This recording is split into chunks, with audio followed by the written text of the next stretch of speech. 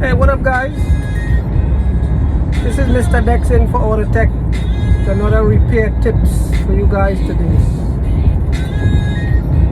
So what I want to talk about today is something very simple, but also very important, and that is the instructions.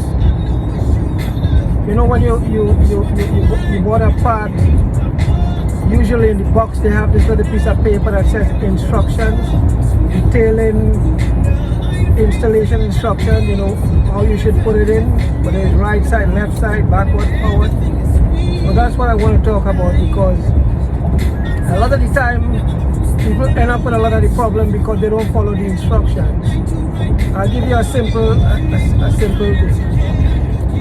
Customer came today and she bought a set of wiper blades from AutoZone 2 weeks ago.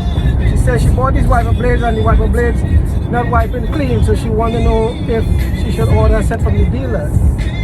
I said, well, wiper blades is supposed at least last year, at least 3 months, so let me take a look and see, you know, what's wrong with it. So going to the vehicle, the first thing I notice is the white strip. So I get to the vehicle, flip up the wiper blade. Whoever installed the blade installed it perfect. But what they failed to do was to remove that white strip. The instruction says you have to remove the white strip. Now, if they did follow the instructions and remove the white strip, she wouldn't have a problem. So this is why I want to talk about the instructions, and especially for those, like I say, do-it-yourself guys, and even some professionals too, because there's also I also see incident where some vehicle, the brakes on some vehicle has to be, they have back and they also have front and some, not all. Some of them they're really different, and they outline, you know, how it should go. And some technicians, they don't follow the instruction, they just put it anyhow. And you wonder why your brakes is running out fast, because it's pressing too hard against the rotor because it's installed, you know, back to front.